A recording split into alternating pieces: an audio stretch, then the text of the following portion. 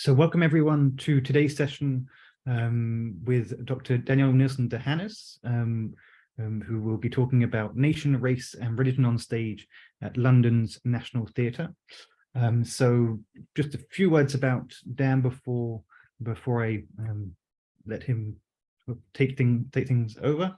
Dr. DeHanas is Senior Lecturer of Political Science and Religion at King's College London. He serves as editor of the academic journal Religion, State and Society.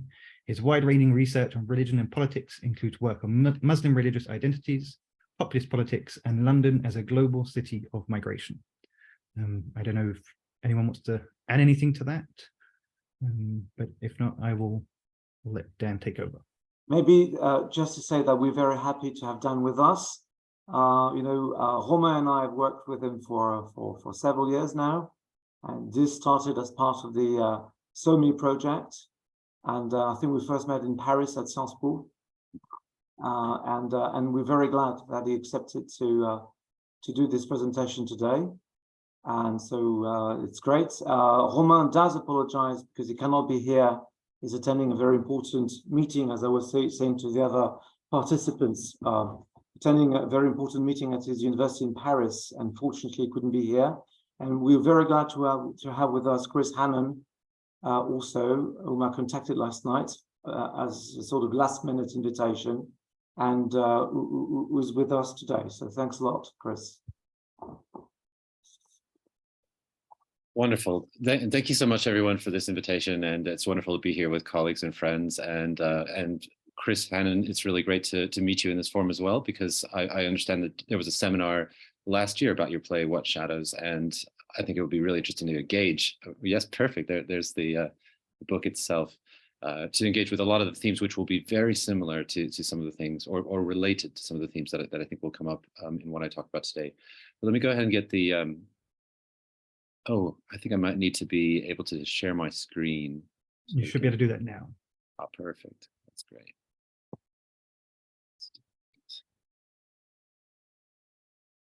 Fantastic, great. So yes, so I will be speaking about nation, race, and religion on stage at London's National Theatre.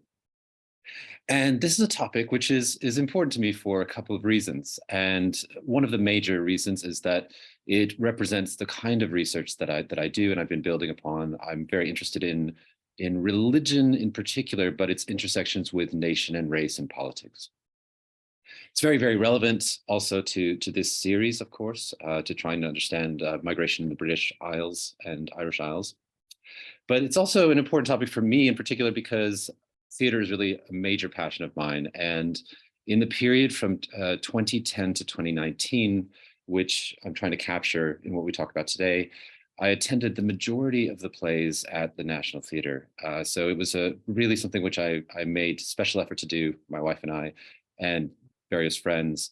And that's a very large number of plays. And that was something which was something that I enjoyed as a pastime, but naturally because I do research that relates to these themes, I couldn't help but interpret and see things that were happening on stage and a sort of story of change over this period of time in the National Theatre's life. And that's what I want to share with you today. So this is a decade's worth of plays, and all the plays that I speak to you about are those that I've seen on stage, and there are many more as well. And so I have a sense of a wider corpus of plays essentially. But today I will be talking about 10 plays, and that will give you a sense of change and a sort of narrative of ways in which understandings of nation, race, and religion have been able to intersect with each other over this period of time. So that's the basic idea. In order to do that, I'll do a little bit of background and I'll try to tie up the main threads at the end, but it really won't be that long of a talk. So we'll have plenty of time, as much as we need for engagement afterwards. Just to say at the very start that just a little bit about the kind of research that I do that this builds upon. At the center here, you can see London Youth, Religion and Politics, which really embodies a lot of my more ethnographic work, where I did work within London, working with second generation young people and trying to understand how religion affects their engagement with politics, working both with Muslims, Bengali Muslims in the East End and Tower Hamlets, and with young Christians, Jamaican Christians in Brixton, South London.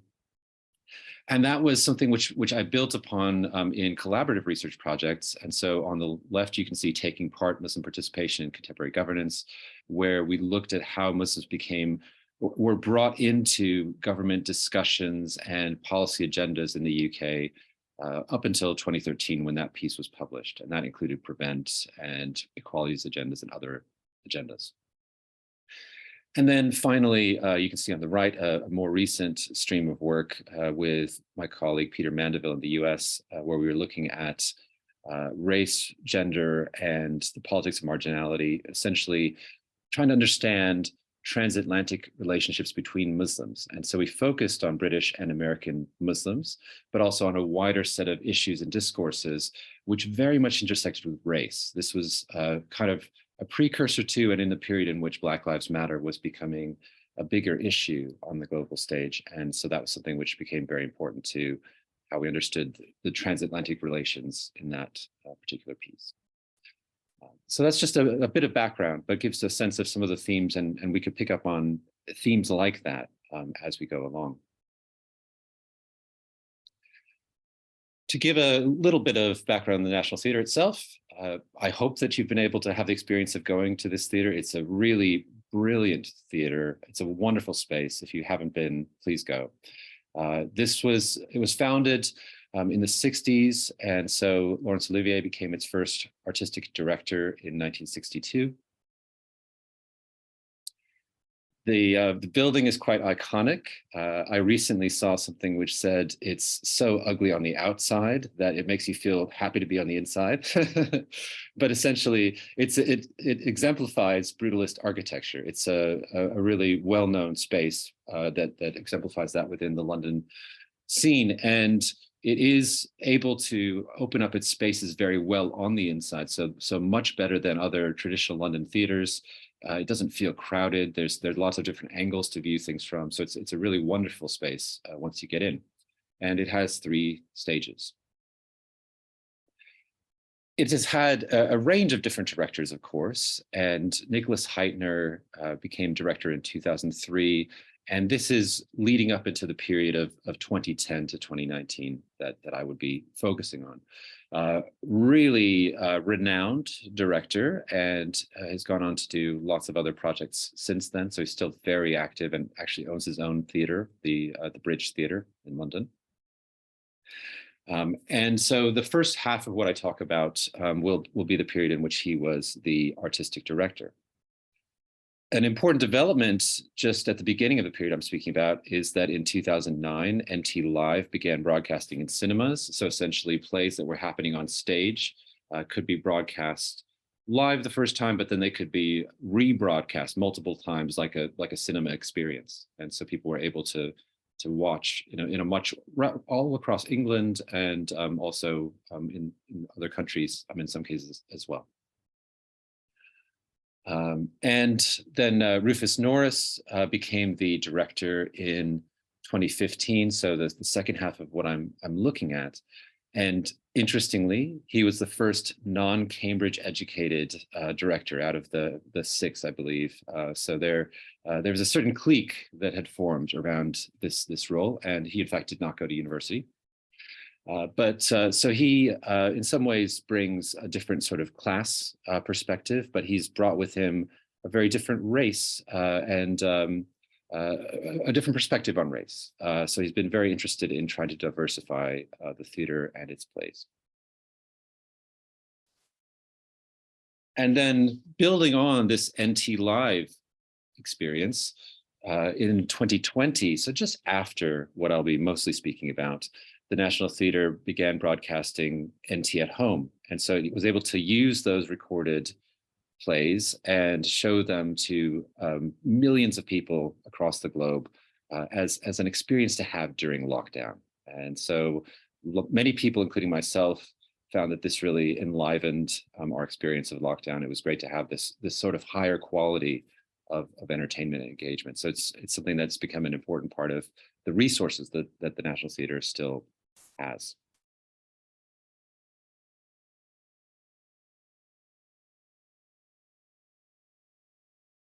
Now, religion has been a theme at the National Theatre, of course, because plays across history engage with it in some form or another.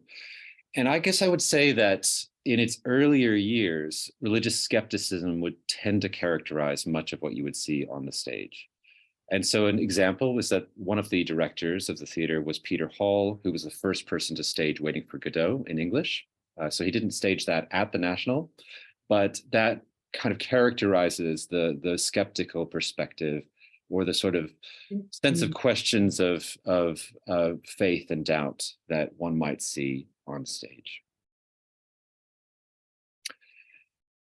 In a way, what you could say is that, as Charles Taylor has written in his book, A Secular Age, religion was buffered. So there's a sense in which Taylor discusses religion in the year 1500 as being quite porous. The idea that the supernatural could enter in and could shape and shift things in any moment.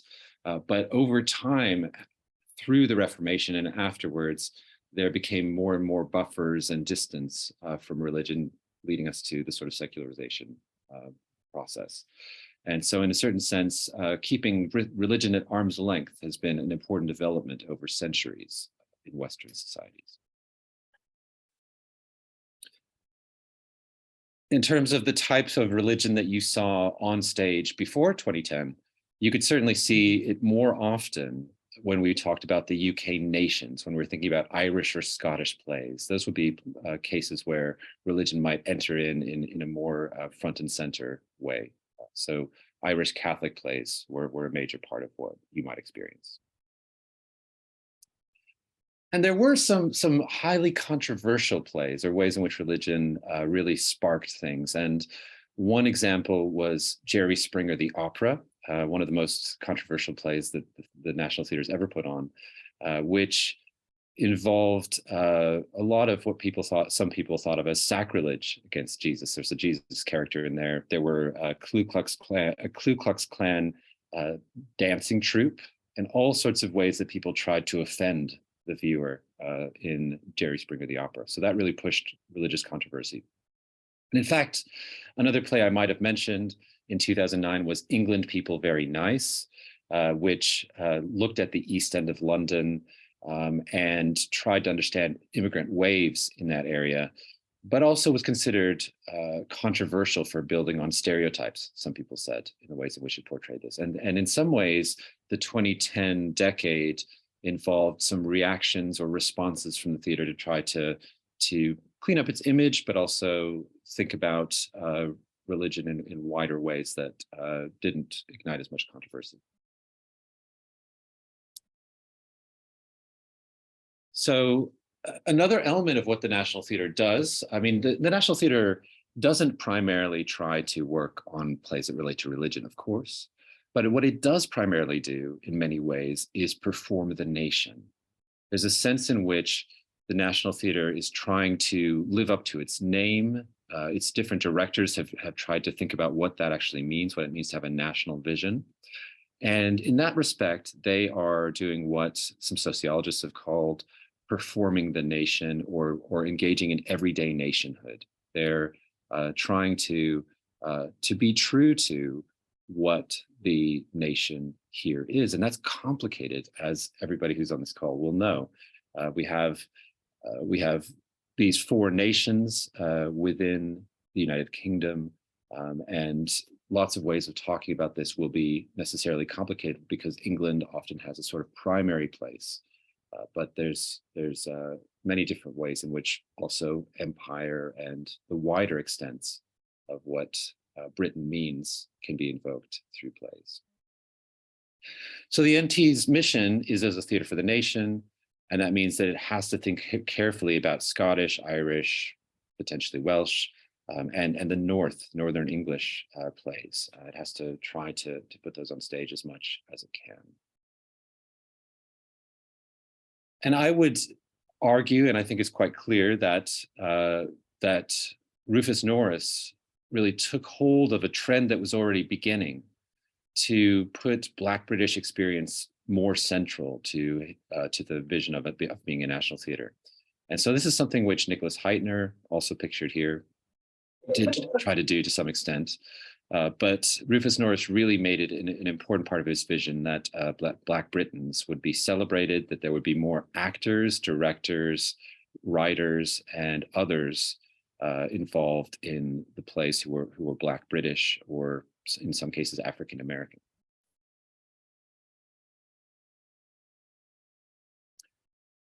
And of course, in terms of performing the nation over this period of time, this was a period of Brexit being experienced, and then this post-Brexit soul searching to try to think about what English nationalism is and what it does. And so one example was a play called St. George and the Dragon, which you can see pictured in the lower right here.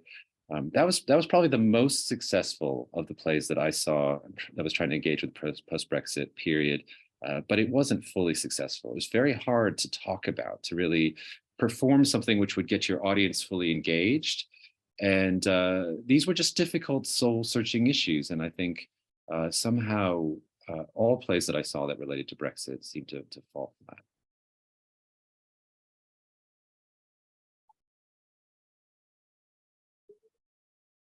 In terms of performing the nation, I'd mentioned before this National Theater at Home and that the broadcast during COVID. And you can see here that the National Theater clearly is trying to say that its cast of its plays is as much Black as white.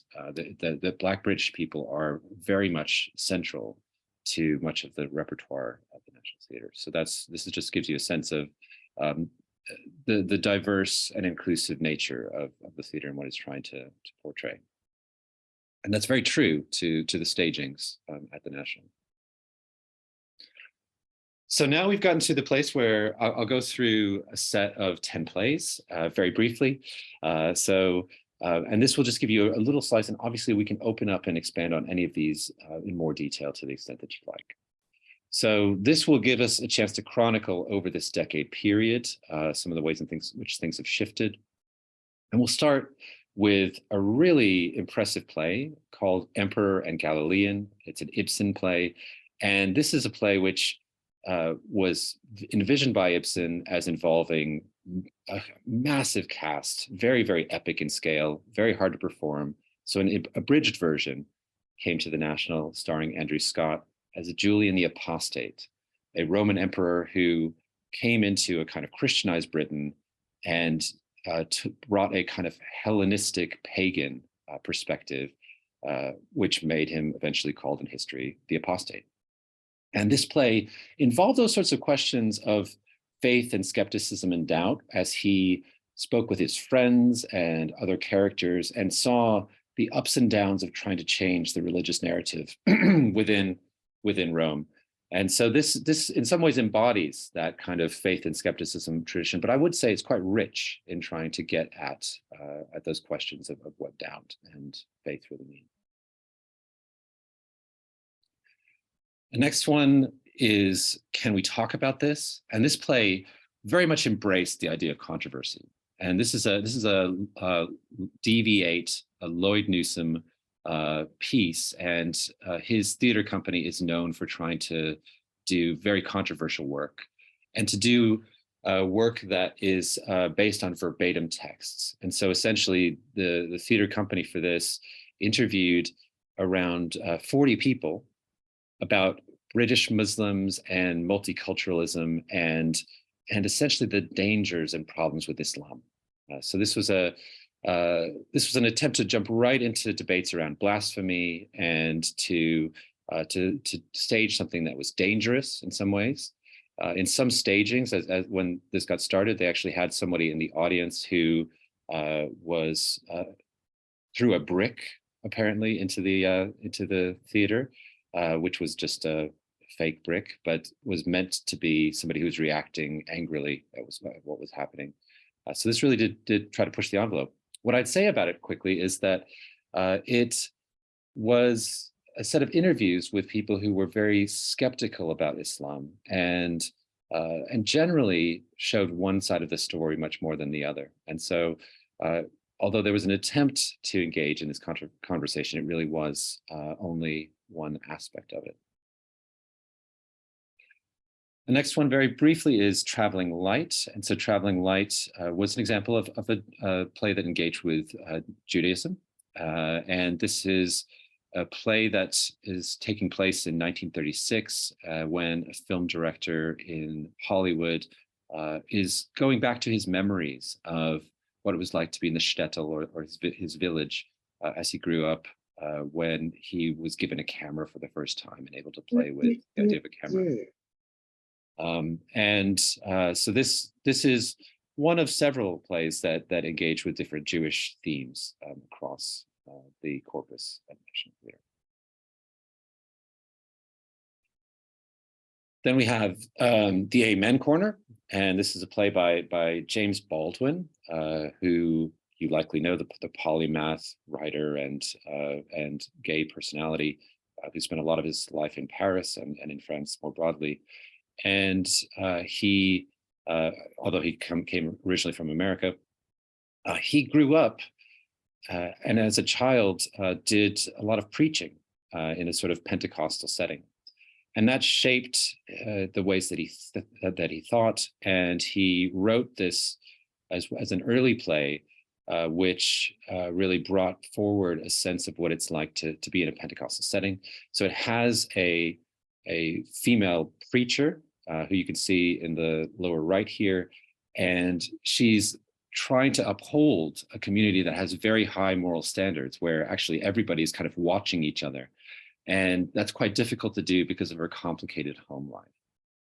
But one of the most amazing things about this play is that it's a play, but it has a lot of music, which is performed by the actors in different parts of the staging. And so you can really have this sense that you're actually witnessing or taking part in a Pentecostal worship service at many points. Next, we have Dara. And so Dara was the first collaboration that the National Theatre did with a South Asian theatre company. And so there's a theatre company from Pakistan that actually developed this play and then staged it. So it was quite an interesting venture from the National Theatre. And this was an attempt in some ways to respond to England People Very Nice, which I mentioned earlier, which had been criticized as drawing on stereotypes of Muslims. This was an attempt to try to bring Muslim voices on stage. And essentially this took place, this was set during the Mughal period, where the two sons of the person who built the Taj Mahal were vying for their different visions of Islam and what Islam would be like in the empire. One of them was much more fundamentalist, and one of them was much more spiritual and Sufi oriented, and that was Dara. So that gives you a sense of what this is like. And my sense in viewing this is that it was an impressive play, but also quite binary in the ways that it brought across these two perspectives on faith. There were really just two ways to go, a good Islam and a bad Islam. So without the kind of complexity and nuance that it might have had, but still an interesting one to engage with. And now we'll get to essentially the latter years that we're looking at here. We have Les Blancs, which was an incredibly impressive play. This follows a set of white missionaries in an unnamed African country. This is written by Lorraine Hansberry, who you see at the bottom, who's an African-American author, and engages very much with themes of colonialism and post-colonialism. And essentially, many of the main characters are these white missionaries. They really admire their great leader, who's modeled on Albert Schweitzer. And but actually, the real story and the real heroes are the African characters. The one that you see at the bottom middle is really the main hero of the story, and he comes with African spiritual and traditional beliefs, and begins to see how the ways that this colonial project has put together can unravel. And so he has a brother who you see here who's become a Catholic priest, and religion and Christianity do have a kind of imposing presence in this play.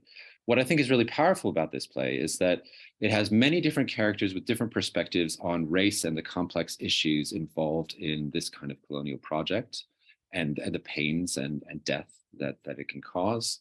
And it definitely comes to no easy answers. It's quite a difficult and tragic play. So it's a very powerful one and an epic one as well. And then another really epic, actually, pair of plays, very impressive, and along with Les Blancs, the best things that I've seen on the stage at the National Theatre. Were Angels in America by Tony Kushner. And so this was a revival of a play which is about New York in the 1980s and gay men during the crisis with AIDS. So many of the characters and their friends are suffering from AIDS or dying from AIDS in this. So a really emotionally heart-wrenching play. And many of these characters also have some kind of religious persuasion. And so a couple of the key characters, one of them is Mormon, one of them is Jewish, and there are other themes that are religious. But essentially this play is bringing out a sense of mortality and death and what it's like to be at the end. And in order to do that, it uses angels as a major central motif. And especially in the first of these plays, this character that you see at the bottom right here is being confronted by suffering, and actually an angel comes in, brought in by puppeteers that you can see, who essentially are able to make it flap its wings and swoop in. And so the clever lighting and the clever puppetry really give a sense of these supernatural creatures being able to enter into the space, and this sort of sense of heaven and earth being able to interact with each other. So there's a way in which this play uses angels to really lift and give a more profound sense to its narrative.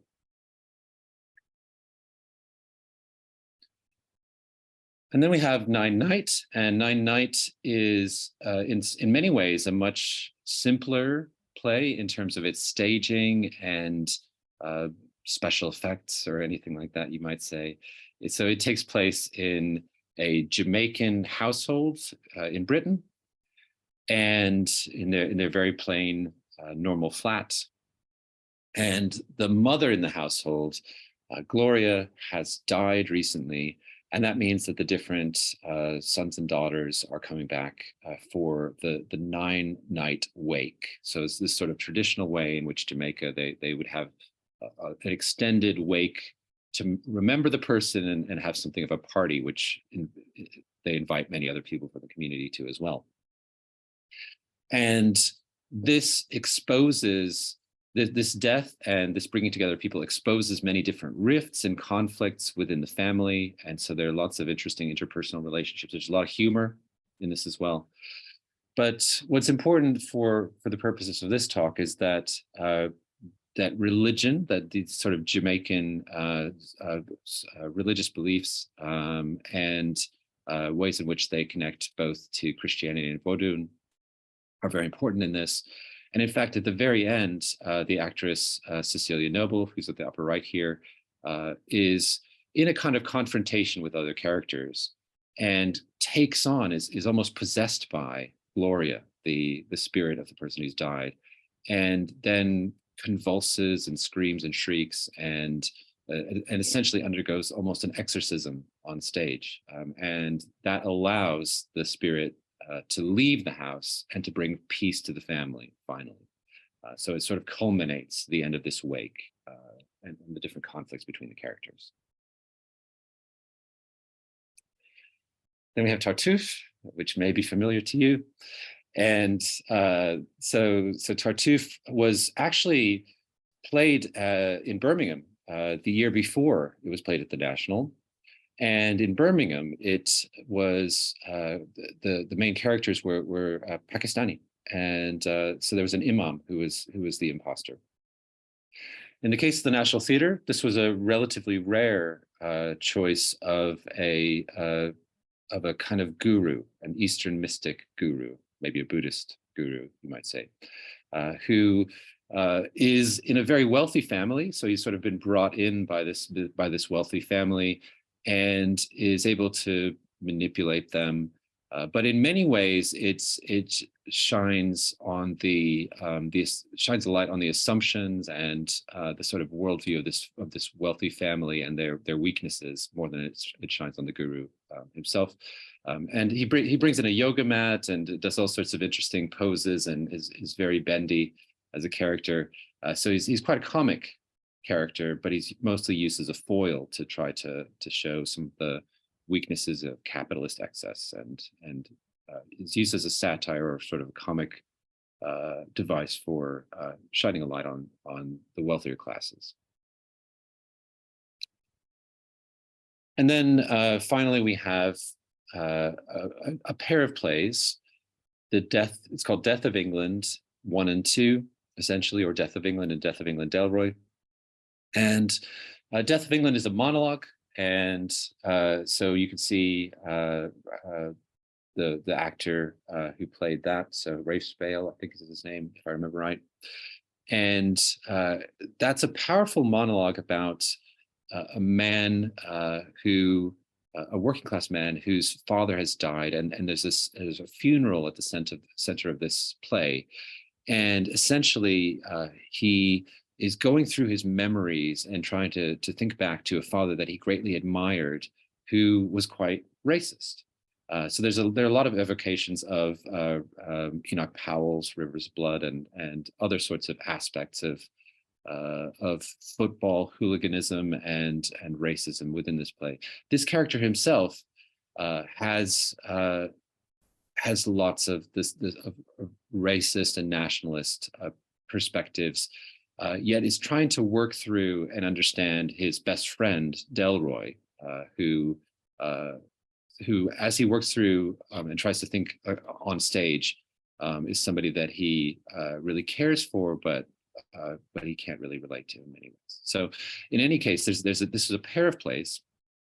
Death of England Delroy was a monologue from his friend, and that play was put on during the pandemic, and actually I think only was able to be on stage for about 9 days. So I did have tickets, but wasn't able to actually be there. But nonetheless, these plays do get at that kind of soul searching that was happening in the post-Brexit period, trying to understand what the English nation or British nation is. And they did bring out, at least the first one, which I did see, aspects of religion in trying to understand that in the funeral sequence, and also the sort of religion of football in many ways. These were both written by Clint Dyer and Roy Williams, who you see in the bottom right. And Clint Dyer in particular has the distinction of being the first Black British person to write, direct, and act at the National Theatre. So he's been involved in all aspects of the theatre's life, and he's now essentially the deputy artistic director. So there's a chance that he could become the next main artistic director of the National Theatre. So this is a catch-up so that you can see what we've talked about. I've explained quite a few plays, but of course just gone through the essentials. And I'd be very interested in your observations and thoughts.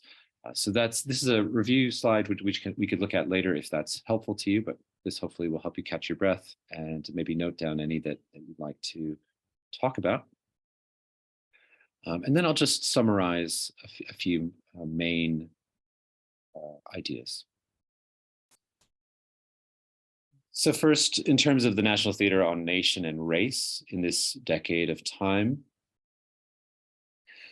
the National Theatre was engaging in performing the nation, across a tumultuous decade that included Brexit. So there were many ways in which the sense of the nation was shifting and changing. And there were lots of choices that the theater could have made in trying to convey this. Obviously, the theater speaks in a multivocal way. So different plays do many different things. And there are many more plays than I've shared. But one of the key aspects of what the theater chose to do, and was already working on before this period in some ways, was to put Black British experience front and center. And through those 10 plays that I've described, you can see that more and more is the case. That was certainly the case in my viewing experience from seeing many plays there, that Black British actors became more prominent. There was more of an attempt at race-blind casting, that essentially putting Black actors in roles which would normally have gone to white actors, for example. So Black British experiences became quite central. A couple of parallel developments which are worth mentioning are that Kwame Kwei-Armah became the artistic director of the Young Vic, and so you can see him pictured there. And that's a smaller but well-respected institution that can be a bit lighter on its feet and try different things. So it's been quite experimental sometimes and has really focused on Black British playwrights. And it's also, interestingly, since the COVID lockdown, been broadcasting all of its plays. It's been recording and having an opportunity for people to watch plays from home. So I think you do pay for a reduced ticket price to watch plays from home.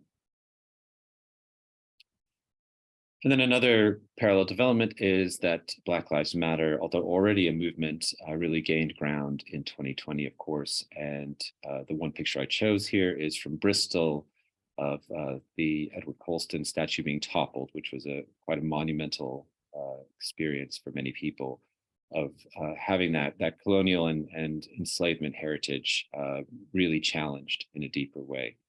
So Black Lives Matter became an important experience for Black British people. And I didn't see that ever portrayed in a very obvious way on stage that I can think of, but it was definitely in the air.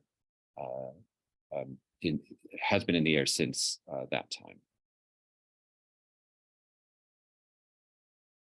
And then finally, the National Theatre on religion over this period. Religion could be seen across a humanistic spectrum, from social harm to finding our better selves. So there's been more nuancing of how religion is portrayed. It's not just simply people having doubts and moving away from their faith, which would have been the sort of paradigm that we would have expected before. Instead, religion can do a number of things, and characters can have complex relationships to it, and multiple characters in the same play can have more complex relationships to it. And a big part of why that's the case is that these are more diverse and inclusive treatments of religion, drawing on a much richer texts from James Baldwin and Lorraine Hansberry and others who themselves had complex relationships with religion. And for those reasons, we can have just a much thicker and more challenging way of portraying religion than we would have had in the past. And that includes more profound view of religion and its roles in power relations, including in colonialism and decolonization, especially in LeBlanc. That's a real exemplification. And then finally, another development is that with these different types of directors and plays, we are in a place where we can have more of a porous sense of religion, less of a buffered sense. They're less at arm's length. There are ways in which, in a more daring manner, the theater can bring the supernatural into its space. You can actually almost witness an exorcism or be a part of a Pentecostal worship service, or otherwise, for many of those who attend the National Theatre, be able to experience something that is uplifting and supernatural in ways that you might not likely see in your everyday life. So there's something new being performed in the theater space that I think is quite interesting and powerful. And that is where I think I'll end it. But I'd be really, really interested to hear what you'd like to say.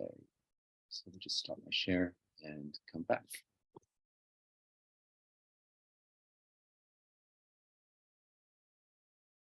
Well, thank you, Dan, for a very interesting presentation.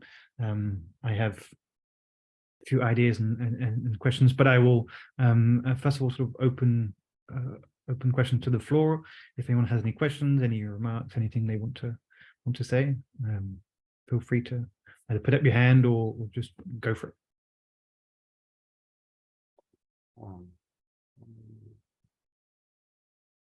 Yes, go ahead. Yes, thanks for a really fascinating presentation. Extremely clear, extremely eloquent, and very well documented. Of course, and I didn't realize you were such a theatre enthusiast. So it links up so well, you know, with your research interests, of course. I was just thinking about a paradox, or maybe not a paradox, but you were showing much more openness in recent years over the past decade, which you described as very tumultuous decade, which included Brexit, and a more open, maybe definition of religion, much more comprehensive, much more inclusive. And I was thinking that, I mean, what is reflected through the plays you have actually analyzed and exposed is maybe the outdated nature. I think it enhances even more the outdated nature of the notion of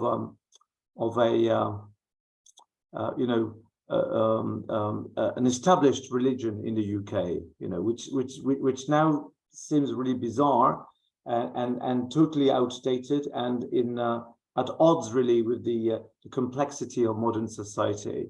So it's not really a question, but it's more of a remark, but it does enhance, I think, the outdated nature of the principle of having an established religion in a country that is increasingly secularized. Where I think religious attendance, if we take the Church of England, is actually lower in the UK than Roman Catholic attendance is in France. So we have a sort of paradox.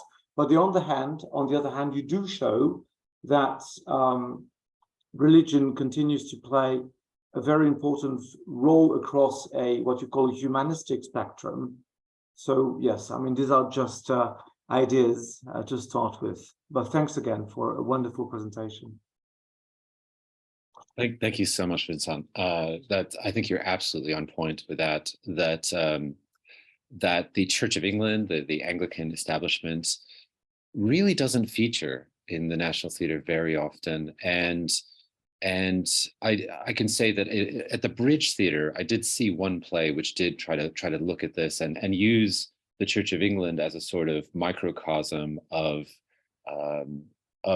England, and essentially look at the weaknesses in Englishness. I'll try to think of the name of that play because that was at the Bridge Theatre just about a year ago. But I think that if you're trying to get at Englishness, more often football can be quite powerful and helpful. I've seen a lot of plays about football, but what's happening in the National Theatre's life over time is not really reference to the Church of England, but reference to its multicultural nature and a much wider sense of faiths. So yes, I think the Church of England rightly is not staged very often, and that gives us a much more nuanced and complex sense of faith across Britain. Thank you.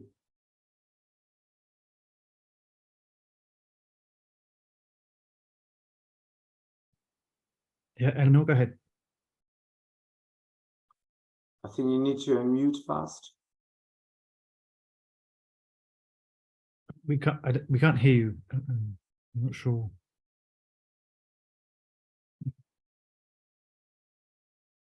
Maybe, I mean, if your mic is not working, maybe you could send the You could send you could send your questions through the chat section.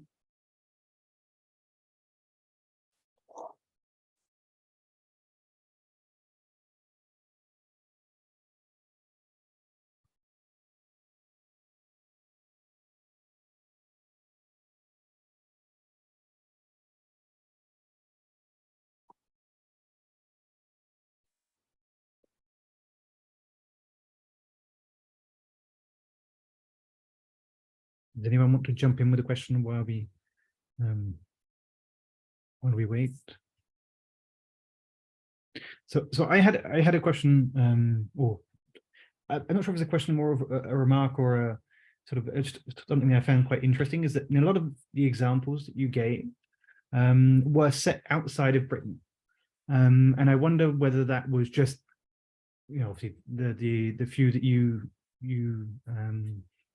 or the examples that you gave, that it just happens to be the case, or whether that's or how that sort of, you think that reflects on the question of race and maybe religion a little bit, but yeah, these sort of ideas, the fact that a lot of, well, I would say a significant number of the plays are set outside of Britain. Yeah, absolutely right. Yes. Many of them are set outside of Britain, and I think the underlying reason for a lot of that as well is that many of them are written by African Americans. Many of them are there's a strong transatlantic relationship between playwrights and theaters, and so sometimes something that plays here will play in the US as well. But I think that a lot of the really powerful work that engages with race is written in the US by African Americans. One of those plays that we talked about was one that then takes place in Africa. So there's a sort of transnational set of ways in which people are portraying issues of race and trying to get to the decolonization questions, which actually for her American audience would have maybe been harder to grapple with. We might have a stronger sense of the decolonization dynamics where we're based here. So that's what's very interesting about that play, is that when Le Blanc took place at the National Theatre, it was very well reviewed by Americans, and I'm not sure if it did lead to, I'd have to look this up, but it may have led to a revival. I know that they were thinking about doing it again in the US context, because this conversation had developed further by taking place in the British context. Thank you. Thank you. Sonia, did you want to? Thank you. Thank you. So it was a really stimulating and very interesting presentation. I have two questions. So I understand that the London Theatre became more liberal since Norris became director, and you mentioned live home free broadcasts. So what is the incentive, first of all, for going to theatre if you can watch the theatre from home? And the second part of my question is that do we have a more younger and diverse public going to the theatre? We can't hear you. Sonia, the sound keeps cutting on and off, and so we can't really hear. Sonia is actually located in Pakistan, so that explains the.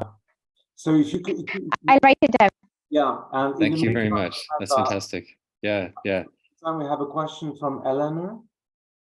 Yes. In the chat section, shall I read it out? Or, sure, that'd be great if you don't mind. Yeah, that'd be great. I just wanted to add two examples. Small Island, adapted from the novel by Andrew Levi about Jamaican experience in post-war Britain, and The Ball of Two Hearts by Afghan refugees who came to Britain for a typical moment. And just a question, how many of the plays you mentioned were put on one of the main stages, or were more staged at the smaller Dolphin, the Studio Theatre? I was just thinking about the question of visibility. Yes. Thanks. Yes. Oh, I'm so glad to get a question from Eleanor, who's obviously been to the National Theatre quite a bit, and that's a fantastic nuanced question there. So yes, so I did see Small Island, and I really like Andrea Levy's work very much. I think that one, I didn't choose it for this, although it's really wonderful for evoking nation and race. I think that its use of religion is very simplistic. So it has the father at the beginning has quite a simple fundamentalist sense of Christianity, and that's kind of how it launches the different characters in the play. So I didn't think it gave me enough nuance and richness to work with. But if I were looking at 20 plays, I would certainly want to include it there.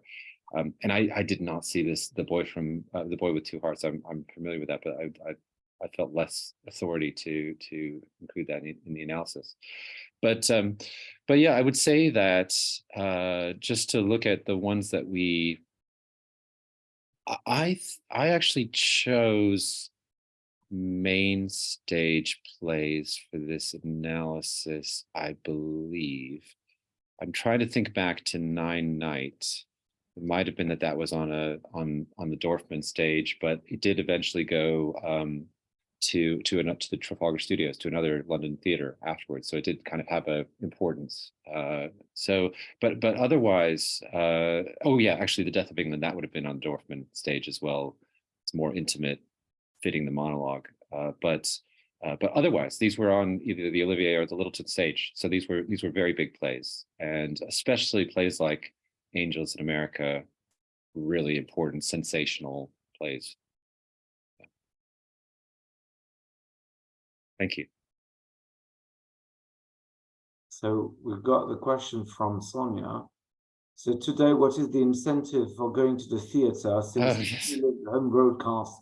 And for those who go to the theatre, Yeah, we have a younger and more diverse audience. That's a very good question, actually. that's good. So during lockdown in 2020, there were periods of time when particular plays were shown. So you would see a play for a week, and then the next week there was the excitement of what would the next play be. So the National Theatre did show everything for free during that period, and that was an amazing gift to the world. But those are no longer freely available. You can go to cinemas to see some of the major productions, and you can pay a sort of cinema rate to go and see those. And I've done that as well sometimes. And it's also possible essentially to be a member, and it's almost like Netflix, to get access to the wealth of plays. So you can go and watch them. So that's also a possibility. So I guess I'd say that hasn't unlocked it completely for everyone. You'd still, you'd still need to find access somehow and pay for seeing theater. But the National Theatre has for a very long time had very cheap seats. So so in partnership with Travelex during this whole period that I was writing about, there were £15 seats for the first 3 rows. So very cheap seats for the first 3 rows. And that helped to get in some younger audiences. There's been a lot of work to try to cultivate the relationship with younger audiences as well as with Black British audiences and others. So I haven't really focused on younger audiences so much, but they have very, very buzzy events and a bar area and a lot of things that are happening for younger people out near the theater. So I think the theater, it's very hard to shift the demographic away from older white audiences, which are still maybe the majority. But it's done a lot over the past 15 years to move things to a more diverse perspective. I was going to ask, the National Theatre had kept a record of how many people have actually watched the plays when, put online during the lockdown. Do they have any figures about that? Because I think it's great in terms of, disseminating knowledge and culture. It's wonderful. Absolutely, yeah. There are figures on that. The main headline figure that I shared at the beginning was that there were 15 million views on YouTube during that period, which is a global figure. So you could have watched it anywhere during each of those weeks. It was free. There's a question from David. Yes, thank you so much for your brilliant presentation. So, I mean, that might not be your main research focus, but I was wondering, because that's, I think, also the concern of the seminar in general, of how do you think the National Theatre is situated within wider debates about migration, diversity, religious diversity in British society today? Is it a center of attention? Does it get a lot of backlash from the papers, maybe for, as you demonstrated, putting like Black British experience at the center of their plays, for instance? or does it get a lot of media attention, receives criticism, positive or negative, from politicians? What's the situation there? That's a good question. That's a good question. I could definitely say that there can be a lot of media attention with a really controversial play. I should look into this in answer to your question, because I don't really know the answer, but I can imagine the trend with Rufus Norris involving lots of accusations of wokeness, of sort of heating up the culture wars. So I have seen him as a director say that he doesn't care if he's woke. He's just doing good theater or something like that. But at the same time, I think, in answer to your question, we shouldn't overstate how important this is as a stage for every person across Britain. It's in a certain London privileged space where it's trying its very best to open up and be national and publicly accessible, so to have cheaper seats and to reach different sorts of audiences. But there are limited numbers of seats, and so the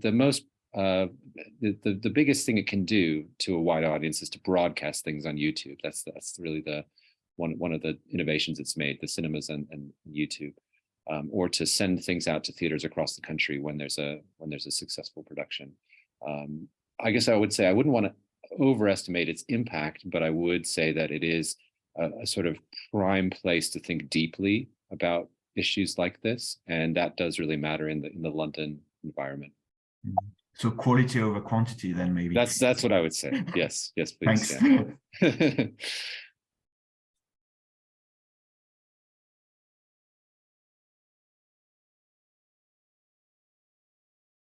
I just wanted maybe briefly to mention a production which I saw about 10 years ago that doesn't fit in your frame, in your time frame, because it was probably either around 2008 or maybe at the latest 2010. But I saw a production of The Merchant of Venice in Bristol by Tara, and it was very interesting because it was a transposition of The Merchant of Venice in southern India, in Goa, at the time of the normal time of the play. And although it was sort of it included obviously a South Asian cast, and you realize that everything that was said about Jews in The Merchant of Venice could be said by Muslims in the in the contemporary period. It was a fascinating play, actually, fascinating. Adaptation, well, not adaptation, but sort of reinterpretation of the play. And they didn't change, obviously, a single line from Shakespeare, but they sort of suggested that sort of parallel with Muslims today. Fantastic. Shakespeare is endlessly interpretable and always has that opportunity to be brought into the contemporary moment. And so I've recently seen Othello at the National Theatre, on stage at the National Theatre, which falls outside of the period that I was speaking about, but that used the same lines of Othello, of course, but did some subtle, not subtle, did some scene related work to bring Black Lives Matter essentially into that space. And so at the close of the first act, or essentially before the interval, Othello is starting to break down and feel the challenges of the position he's been put into. And as he's doing that, there's a set of people in sort of police riot gear, who are surrounding him around the stage. And there's a sense in which the structures of society are kind of closing in on him. And it's hard. And I think he actually, even though it doesn't change his lines, I think he finds it hard to breathe as it gets to the end, which is a sort of a clear evocation of the idea of George Floyd and his words, "I can't breathe," from when he died, and really got the Black Lives Matter movement moving further. So the Othello production, like the one that you spoke about, really brought Shakespeare to life in terms of issues of race today. There's a remark from Eleanor in the chat, and we have a question from Chris. So maybe the remark from Eleanor, and then a question from Chris. After the vote for Brexit, I think the National Theatre launched a listening project across Britain try to appeal not just to Remain voters. Have you heard about that?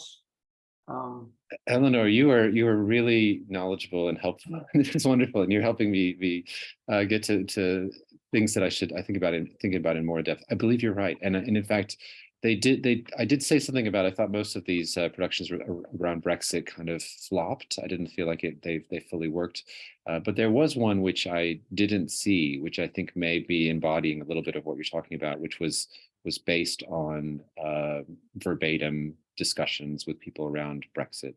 I can't remember the name of that one now, but I didn't see it. But I should read some reviews of that and get a better sense of it to situate those remarks. But so yeah, you're right. I think that makes a lot of sense. I would say at the same time that with those remarks from Rufus Norris about I don't care if I'm woke, I just want to do good theater. I don't think he's going to try to cultivate,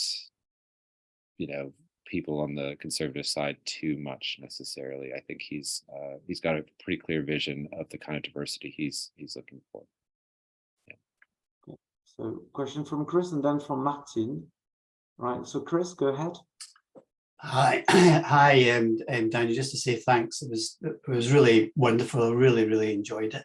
Thank you. And found it kind of quite liberating, actually, the way you laid it all out.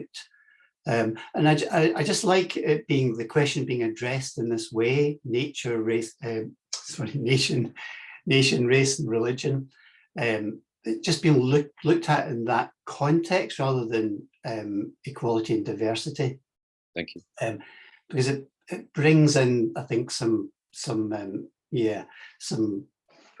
a crucial part of immigrant communities' experience and what's core to them, what's fundamental to them. I was brought up as a Catholic in Glasgow, and we were an immigrant community, and we're fiercely religious, ferociously religious. And I remember when I went to Oxford University to study, they told me that God was dead, and they told me that every day, and I was kind of sort of feeling, well, don't know, I should introduce you to my parents, and I feel that a lot with the whole question of the sort of mismatch between there's a kind of white liberal people are sort of can be pro immigrant, pro Muslim, and what have you, but they're anti God, and and that creates a slight difficulty in communication. So I think it's I find that really powerful what you said about, and I really want to get a hold of the Amen Corner and LeBlanc. Yeah, amazing. I did see Angels in America, and yeah, I mean, it's. I suppose I just kind of like want to sort of raise that kind of issue of various, that really the issue of from the point of view of the communities and their attitude to religion, and not finding that often reflected on stage. And I think what you said is showing that we've come a long way in that respect. Yeah. So I made lots of notes while you were talking, but I'm just going to shut up. I thought I enjoyed it so much. It was great. I really enjoyed it. I'm just throwing that into the conversation. I don't know if there's a question there. That's fantastic. No, I actually think you've said just. I mean, what you've said means a lot to me. So I really appreciate those comments, and you made some really good insights. I don't have anything to add to that, but thank you very much, Chris.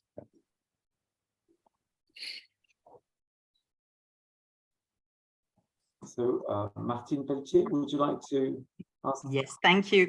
I first wanted to say big thank you for this very enlightening, very interesting survey of a decade of going to the theatre and looking at the evolution of what's on at the National Theatre.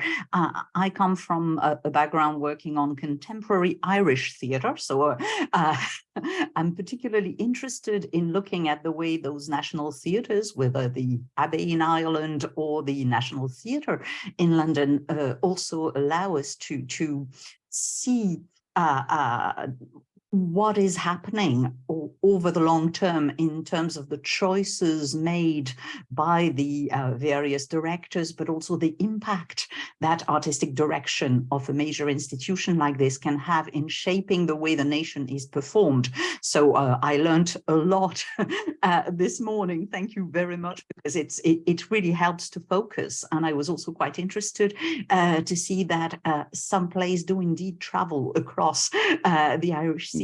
Angels in America was also performed under the, I think it was one of the very first plays that Patrick Mason, as director of the Abbey Theatre, chose to stage, and it flopped entirely on the Abbey stage in 1995. Largely because it seems Irish audiences were not yet ready to react to plays that engaged with homosexuality at that time. Okay. Terms, but it more importantly, it also marked the way the traffic between the US and Ireland seems to be mostly one-way traffic, because Irish plays get exported, and plays about Ireland can be quite successful in the US, but apparently a US play dealing with contemporary American issues and on that epic scale did not immediately succeed at the time. So indeed, performing the nation and how you do it in terms of timing and synchronicity. Sometimes the theatre may be one step ahead. Yes. Other issues may be one step back. I particularly liked what you said about the race-blind casting initiatives and things like that, because some, even though the plays themselves can be quite progressive, the organization of the theatre and the interests of the profession can be a little behind in those respects. So thank you very much. Fantastic. Thank you very much. Yeah, I mean, it does seem like Ireland has changed dramatically in terms of its points of view. So this would be high time to stage Angels in America. It really would. Yeah. Yeah. But thank you for all those comments. Thank you.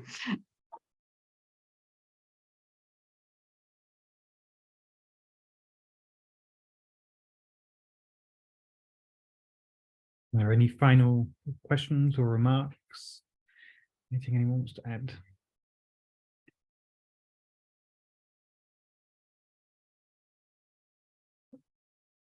Well, I think we're finishing pretty much bang on time. So thank you everyone for being here. Thank you, Dan, for a really interesting presentation and for participating in our seminar once again. Thank you everyone else for being here, for your questions, for your remarks, and thank you for a great session. Thank you. Really appreciate it. Thanks, everyone. Great comments and thoughts.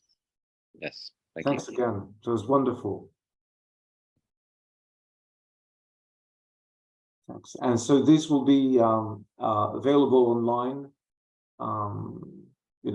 within the next week or so, I suppose, Sam? Yeah. Yes, within the next few days. Maybe we could announce the next session. Yes.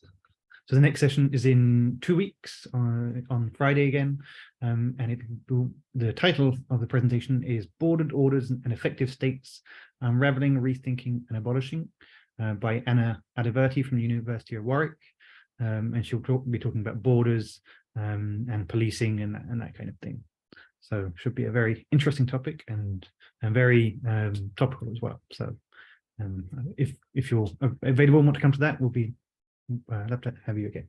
And the link remains unchanged, right? It's still... Yes, it's the same link every time. I mean, it's always on the website, but the link is essentially the same one every time. Yeah. Okay. Thanks again. Thank you.